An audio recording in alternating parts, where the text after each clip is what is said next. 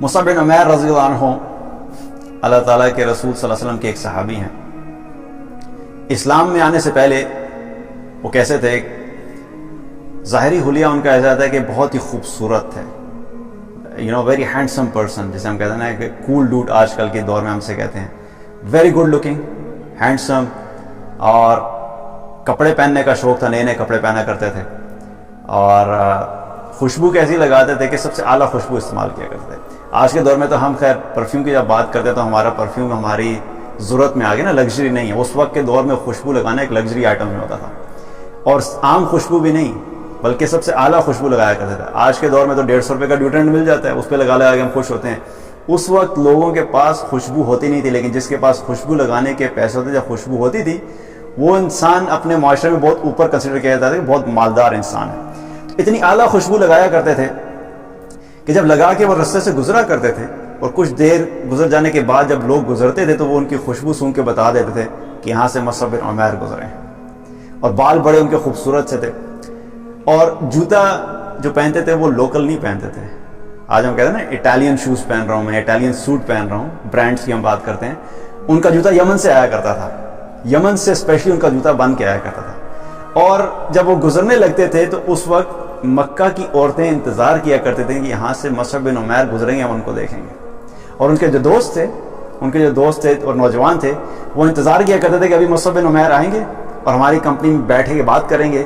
اور وہ بات اتنی اعلیٰ کیا کرتے تھے کہ جب بات کرنا شروع کرتے تھے تو سب لوگ خاموشی سے ان کی بات سنا کرتے تھے، دلائل کے ساتھ، اور فضول باتیں نہیں کرنا، اتنی اچھی باتیں کیا کرتے تھے. لوگ ان کی باتوں کے انتظار میں بیٹھا کرتے تھے. اب اسی حالت میں وہ اپنی زندگی بسر کر رہے تھے. ہم اس طرح کہہ سکتے ہیں کہ آج کے دور میں ہم کہتے ہیں نا جیسے پیمپرڈ بیبی ہوتے ہیں، اللہ تعالیٰ نے گھر میں سب کچھ عطا کیا ہوا ہوتا ہے اور سب کچھ چیزیں مل رہی ہیں، لیکن وہ سب چیزیں ان کے پاس موجود تھی لیکن وہ سپوائل نہیں ہوئے تھے. پیمپرڈ بیبیز اکثر سپوائل ہو جاتے ہیں، رائٹ، کمزور ہو جاتے ہیں. لیکن ان کے پاس کیا تھا کہ سب چیزیں ملی ہوئی تھی، ان کو گھر سے مال بھی مل رہا تھا، سب کچھ تھا، لیکن اس کے باوجود وہ سپوائل نہیں ہوئے تھے. کیا تھا کہ وہ بہادر تھے. جو بچے ماں باپ کی اوور پروٹیکشن میں ہوتے ہیں، اس انوائرمنٹ میں گرو کرتے ہیں، وہ اکثر کمزور ہو جاتے ہیں، لیکن وہ سب کچھ ہونے کے باوجود وہ بڑے بہادر تھے، اور کوئی شخص ان کے ساتھ بہادری میں بھی مقابلہ نہیں کر سکتا تھا. جب اسلام کی دعوت پھیلنا شروع ہوئی تو اسلام میں داخل ہو گئے، یہ مسلمان ہو گئے. اب جب مسلمان ہوئے تو شروع کے مسلمانوں میں سے مصعب بن عمیر رضی اللہ عنہ جو تھے وہ شروع کے مسلمانوں میں سے تھے، بعد کے مسلمانوں میں سے نہیں تھے. دار ارقم میں جا کے رسول اللہ صلی اللہ علیہ وسلم سے دین سیکھا کرتے تھے، وہاں پہ عبادت کیا کرتے تھے. ایک دن ان کے دوست نے دیکھ لیا ان کو دار ارقم جاتے ہوئے، اور ان کے دوست نے جا کے ان کی ماں کو بتا دیا، ان کی والدہ کو بتا دیا کہ یہ مسلمان ہو گئے، یہ محمد صلی اللہ علیہ وسلم کے دین پہ چلے گئے. اور مصعب بن عمیر بہادر تھے لیکن ڈرتے کسی سے نہیں. لیکن ایک شخصیت ایسی تھی جن کے سامنے وہ بالکل خاموش رہتے، جسے ڈرا کرتے تھے، وہ ان کی والدہ تھی. اپنی والدہ کے سامنے کوئی بالکل آواز نہیں نکلتی تھی، جسے ہم کہتے ہیں نا گگی گم ہو جانا، تو اپنی والدہ کے سامنے بالکل خاموش، ویسے کسی سے نہیں ڈرتے تھے. اب والدہ کو خبر پہنچ گئی کہ مصعب بن عمیر جو مسلمان ہو گئے ہیں، تو والدہ کو بڑا غصہ آیا. انہوں نے کہا آج آنے دو گھر، دیکھ لیتی ہوں میں. جب گھر پہنچے آگے والدہ نے کچھ لوگوں کو اکٹھا کیا ہوا تھا، اور اس میں تھا کہ ان کی آج جو ہے نا خبر لی جائے گی. جب گھر پہنچے تو والدہ نے ان کو نا تھپڑ مارنے لگی، ہاتھ اٹھایا تھپڑ مارنے کے لیے. تو لوگوں نے روک دیا، ان کی والدہ کو روک دیا کہ نہیں ابھی مت کچھ کہیے، ابھی نیا جوش ہے تو خود ہی سیٹ ہو جائیں گے. تو وہ خاموشی سے کھڑے رہے، کوئی رسپونڈ نہیں کیا. سلسلہ چلتا رہا. والدہ نے منع کیا ان کو کہ اس دین سے واپس پھر جاؤ، لیکن وہ اس دین پہ قائم رہے. ایک وقت ایسا آیا کہ جب والدہ بالکل ان کی اس چیز سے عاجز آ گئی کہ یہ دین کو نہیں چھوڑ رہے، تو انہوں نے کیا کیا، انہوں نے کچھ لوگوں کو بلایا، انہوں نے کہا کہ اس کو کرسی پہ رکھ کے رسی سے باندھ دو. تو جب رسی سے باندھ دو، اب یہ مزید باہر جا کے اس دین کی جو دعوت کے کام میں لگا ہوا ہے اس کو روک دو. جب وہ لوگ ان کو باندھنے کے لیے قریب آئے تو انہوں نے کہا کہ مجھے جس نے بھی ہاتھ لگایا نا تو میرے ہاتھوں قتل ہو جائے گا. اب لوگ ان کو جانتے تھے کہ یہ جس چیز کا ارادہ کر لیتا ہے اس کا بڑا پکا ہے، اور بہادر بھی تھے، تو کسی نے ہمت نہیں کی ان کو باندھنے کی.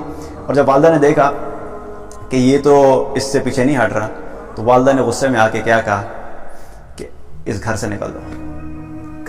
اگر تم محمد کے دین کو نہیں چھوڑ سکتے تو تم اس گھر کو چھوڑ دو.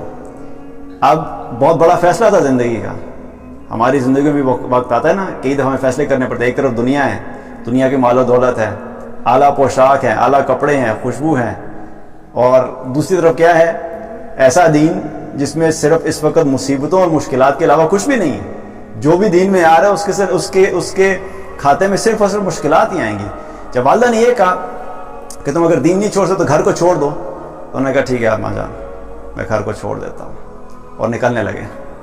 جب نکلنے لگے تو جو ماں نے چیزیں مال و دولت دیا ہوا تھا، انہوں نے کہا جو سب کچھ تمہارے پاس ہے تم گھر چھوڑ کے جاؤ گے، یہاں سے کچھ بھی لے کر نہیں جاؤ گے. سب کچھ دے دیا. نکلتے ہوئے صرف اپنے جسم پہ ایک کپڑا تھا وہ پہن کے جاتے. انہوں نے کہا 1 منٹ رکو، یہ جو کپڑا پہنا ہوا ہے اس کپڑے کو بھی اتارو، یہ کپڑا بھی اس گھر کا ہے، اس گھر سے یہ کپڑا نہیں جائے گا. ان کے کپڑے بھی اتروا دیے. انہوں نے کہا ٹھیک ہے اماں جان اگر کپڑے اتروا رہی ہیں تو کم سے کم مجھے کوئی 2 ایسے کپڑے لینے دے جس سے میں اپنا جسم تو کور کر سکوں، سطر تو کور کر سکوں. تو والدہ نے 2 ٹاٹ پکڑے اور یوں اٹھا کے پھینکے کہ یہ لو پکڑو. اب وہ 2 ٹاٹ پہن کے کپڑے پہن کے نکل گئے. والدہ سے آخری الوداعی ملاقات ہو رہی ہے. نکلنے سے پہلے اپنی والدہ کو کہتے ہیں اماں جان میں آپ سے کہتا ہوں کہ ایک دفعہ کہہ دیں لا الہ الا اللہ محمد رسول اللہ، ایک دفعہ کلمہ پڑھ دیجیے. تو والدہ نے کہا کہ جب تک میرا ہوش ہے، جب تک میں ہوش میں ہوں میں تمہارے دین پہ کبھی نہیں آؤں گی. اور ان کی آنکھوں میں آنسو آئے کیونکہ خود انہیں پتا تھا کہ اللہ کے دین پہ چلیں گے تو کامیاب ہوں گے. تو جب ان کی والدہ نے کلمہ نہیں پڑھا تو اس طرح روتے وہاں سے نکل گئے. اب وہی مصعب بن عمیر اعلیٰ کپڑے پہننے والے رسول اللہ صلی اللہ علیہ وسلم کے پاس پہنچے. آپ صلی اللہ علیہ وسلم اس وقت صحابہ بیٹھے ہوئے تھے اور صحابہ آپ صلی اللہ علیہ وسلم کی مجلس میں تھے. تو صحابہ نے جب مصعب بن عمیر کو دیکھا 2 ٹاٹ میں آتے ہوئے تو صحابہ کی آنکھوں سے آنسو جاری ہو گئے کہ وہ مصعب بن عمیر ہیں جو کچھ عرصہ پہلے تک سب سے اعلیٰ کپڑے پہن کے مکہ کی گلیوں میں گھوما کرتے تھے، مکہ کا شہزادہ تھا. اور آج جب اللہ کے دین پہ چلنا شروع ہوا ہے تو ان کے پاس اپنے جسم کو چھپانے کے لیے ایک کپڑا بھی نہیں ہے، ایک کپڑا بھی نہیں ہے جس سے جسم کو چھپا سکیں. تو رسول اللہ صلی اللہ علیہ وسلم نے ان کو بڑی شفقت سے دیکھا، اپنے پاس بلایا اور پھر دین کی ذمہ داری دے کر مدینہ بھجوا دیا کہ جاؤ مدینہ میں جا کے دین کا کام کرو. اب وہی شہزادہ جو ایک عالی شان زندگی بسر کر رہا تھا مدینہ کی گلی گلی میں جا کے لوگوں کے پاس ایک ایک کے پاس جا کے اللہ کے دین کی دعوت دینا شروع کر دی. پھر جب مدینہ میں ہجرت ہوئی آپ صلی اللہ علیہ وسلم وہاں پہنچے، غزوہ احد کا وقت آیا. تو غزوہ احد کے دوران آپ صلی اللہ علیہ وسلم نے جن لوگوں کو جھنڈے بانٹے تھے، جن لوگوں کو جھنڈے دیے تھے، ان میں سے ایک مصعب بن عمیر بھی تھے. اسلام کا جھنڈا مصعب بن عمیر کے ہاتھ میں پکڑایا گیا. اور جھنڈا حاصل کرنا بڑی سعادت کی بات ہوتی تھی. جس شخص کے ہاتھ میں جھنڈا ہے وہ بڑی سعادت کی بات ہوتی تھی، اور سعادت کے ساتھ ساتھ وہ بہت بڑی ذمہ داری بھی ہوتی تھی. کیونکہ جنگ کے دوران اگر جھنڈا گر گیا تو اس کا مطلب ہے کہ آپ کو شکست ہوگی، تو آپ نے کسی حال میں بھی جھنڈے کو نیچے نہیں گرنے دینا. اور دوسری بات کیا ہوتی تھی، جس شخص کے ہاتھ میں جھنڈا ہے تمام مشرکین اور دشمنوں کا جو ٹارگیٹ ہوتا تھا وہ جھنڈے والا ہوتا تھا کہ اس کو کسی طرح گراؤ. کیونکہ جس وقت جھنڈا گر جائے گا اس کا مطلب ہے کہ ان کے حوصلے ٹوٹ جائیں گے اور بہت سے لوگ سمجھیں گے ان کو شکست ہوگی. اب مصعب بن عمیر رضی اللہ عنہ جھنڈا لے کے احد کے میدان میں کھڑے ہوئے ہیں، اور مسلمانوں کو جب فتح ہوئی اور فتح کے بعد جب دوبارہ مشرکین نے آ کر مسلمانوں پہ حملہ کیا اور مسلمان بکھر گئے، تو اس وقت مصعب بن عمیر نے جھنڈا اپنے ہاتھ میں پکڑا ہوا تھا، اسلام کا جھنڈا بھی مضبوطی سے تھاما ہوا تھا. اتنے میں کیا ہوا کہ ایک بدبخت نے آ کے آپ کے ہاتھ پہ تلوار ماری، آپ کا ہاتھ کاٹ گیا. رائٹ ہینڈ میں جھنڈا پکڑا ہوا تھا، آپ کا ہاتھ کاٹ گیا، جھنڈا نیچے گر گیا. فوراً اپنے لیفٹ ہینڈ سے جھنڈے کو اٹھایا اور جھنڈا یوں اٹھایا. اور عرب کا ایک کام کیا تھا، جب جنگوں میں ہوتے تھے وہ شعر پڑھا کرتے تھے، وہ جنگ لڑتے لڑتے بھی شعر پڑھا کرتے تھے. تو یہ کیا کہتے ہیں، قرآن کی آیت پڑھے تھے، وما محمد الا رسول قد خلت من قبلہ الرسل، کہ محمد صلی اللہ علیہ وسلم اللہ کے رسول ہے اور ان سے پہلے بھی بہت سے رسول آ چکے ہیں. مستقل یہ قرآن کی آیت پڑھے چلے جا رہے تھے اور جھنڈا اٹھایا ہوا تھا. الٹے ہاتھ میں جب جھنڈا اٹھایا اس نے تلوار ماری، الٹا ہاتھ بھی کٹ گیا. جب الٹا ہاتھ بھی کٹ گیا تو اب جو ہاتھ باقی رہ گئے تھے، یوں جھنڈا اٹھایا اور یوں کر کے اپنے سینے سے لگا لیا، ایسے یوں ڈنڈا پکڑا اور یوں سینے سے لگا لیا کہ اسلام کا جھنڈا ہے، گرنے نہیں دینا. آخری وقت تک جب تک ان کی ہوش تھی یوں پکڑے رکھا. جب یوں پکڑا اتنے میں کیا ہوا کہ ایک نیزہ آیا اور آ کے آپ کے سینے کے پار ہو گیا. اور جب نیزہ لگا آپ کو اور آپ وہاں پہ گر گئے اور جھنڈا گر گیا. اور پھر علی رضی اللہ عنہ نے جھنڈے کو اٹھا لیا. جب جنگ ختم ہوئی تو آپ صلی اللہ علیہ وسلم میدان احد میں گزر رہے تھے اور دیکھ رہے تھے، وہاں پہ شہداء کو دیکھ رہے تھے. تو گزرتے گزرتے آپ صلی اللہ علیہ وسلم کی نظر پڑی مصعب بن عمیر. کیا دیکھتے ہیں، بال بکھرے ہوئے، خون میں لت پت. آپ صلی اللہ علیہ وسلم جب ان کو دیکھا تو آپ صلی اللہ علیہ وسلم کی آنکھوں سے آنسو جاری ہو گئے، آپ کی آنکھوں سے آنسو جاری ہو گئے. اور آپ کے پاس کھڑے ہو کے کہنے لگے کہ میں نے مصعب کو دیکھا ہے مجھے مصعب کا وہ وقت بھی یاد ہے کہ مکہ کے گلیوں میں ایک شہزادوں کی طرح گھوما کرتا تھا، اعلیٰ پوشاک پہن کے، خوبصورت بالوں کے ساتھ یہ مکہ کی گلیوں میں شہزادوں کی طرح گھوما کرتا تھا۔ اور آج کیا وقت ہے، ان کا جب جسم چھپانے لگے تو جسم چھپانے کے لیے ایک چادر تھی، ایک چادر، وہ چادر اتنی چھوٹی تھی کہ جب چہرے کو کور کرتے تھے تو پاؤں ننگے ہو جاتے تھے، اور جب پاؤں کو کور کرتے تھے تو چہرہ ننگا ہو جاتا تھا۔ تو آپ سے فرمایا کہ چادر کو چہرے پہ ڈال دو اور پاؤں پہ گھاس ڈال دو، اور پھر آپ سے نے فرمایا کہ اللہ کا رسول اس چیز کی گواہی دیتا ہے کہ تم قیامت کے دن شہداء میں شامل ہوگے۔ اللہ کا رسول اس چیز کی گواہی دیتا ہے کہ تم قیامت کے دن شہداء میں شامل ہوگے۔ 40 سال کی عمر تھی، 40 سال کی عمر میں انہوں نے شہادت پائی۔